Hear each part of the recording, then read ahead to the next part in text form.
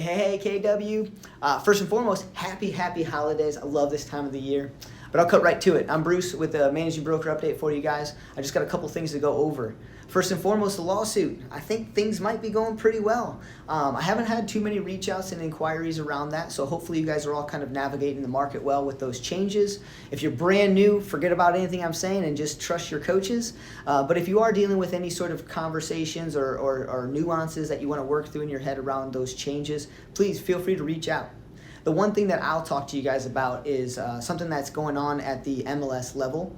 There seems to be a lot of complaints coming into the MLS around agents, and hopefully nobody in our office, but around agents talking to their consumers about it being state law or a commission rule that says we have to have a signed exclusive buyer's agreement with that person before we go out and take a look at that house. None of those things are actually factual. And so let's dive into it one step at a time. I'm going to make this quick, so if you have questions about this, reach out to me afterwards. But first and foremost, it is not a state law or a commission rule. It's actually an MLS rule. And so it's an MLS rule, and it also kind of stems into what's needed, and does it need to be an agreement? No, it doesn't need to be an exclusive right to buy. It can be a non-exclusive agreement. It can be an exclusive agreement. It can be the broker's disclosure to buyer.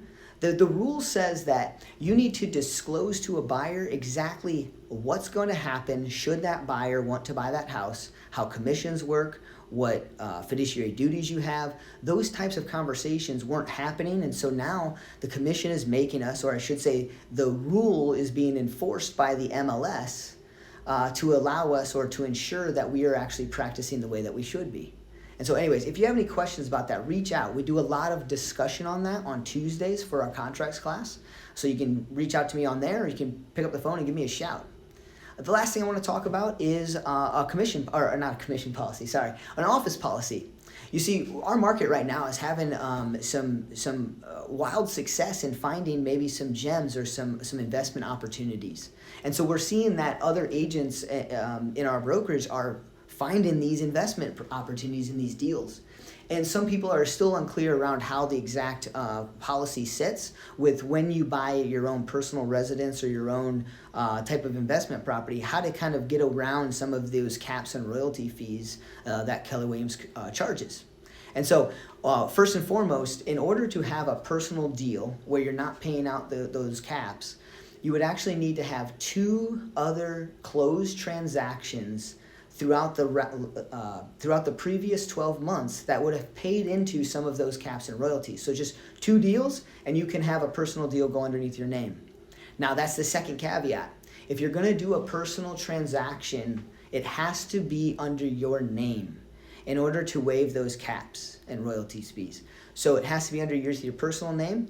If you do not have it under your personal name and you want to use an LLC, you have to be the majority owner of that LLC.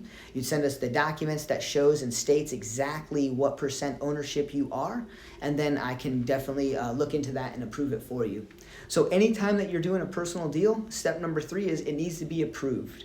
Reach out to myself, reach out to Claudia, reach out to the powers that be, and we'll definitely look and work through that with you so we can make a note of it. We can talk through some of these rules to ensure that you aren't going to be charged a cap and royalty and how these nuances work. And then lastly, you can do 2 deals a year under your personal name. So most of the time somebody might be selling something and then buying something and looking to waive those fees on both sides. So 2 deals a year. And I think that's about it. So yes, office policy around personal transactions. If you have questions, please reach out. The last thing I want to talk about is we also talk about office minimums, right? We have a minimum office policy of a commission of 2%. So this is not industry standard. Don't go out there and shout it to the rooftops, right? This is internal, just between us. And we have an office policy of a 2% minimum. And so what that looks like is if you're a capped agent, forget about that policy. You can actually charge whatever you want, and there is no minimum because you're done paying into the market center in the office. But if you are still working on paying off your cap and you are working towards that, we do have a 2% minimum. And so what that would look like if you were to take maybe a listing or take on a buyer who is willing to pay less than 2%, the office is still going to charge you that cap and royalty of what would have been 2%. So if you charge 1%, that's A-okay. However, I would venture to say, mathematically speaking, most of that 1% is going to come back to the office because we're going to charge you what would be 2%, or the cap and royalty of what would be 2%. Anyways, I know this is a long-winded message. Gosh, it's already been 5 minutes. I can't believe it. I hope you guys have stuck around this long. Anyways, happy holidays. Take care.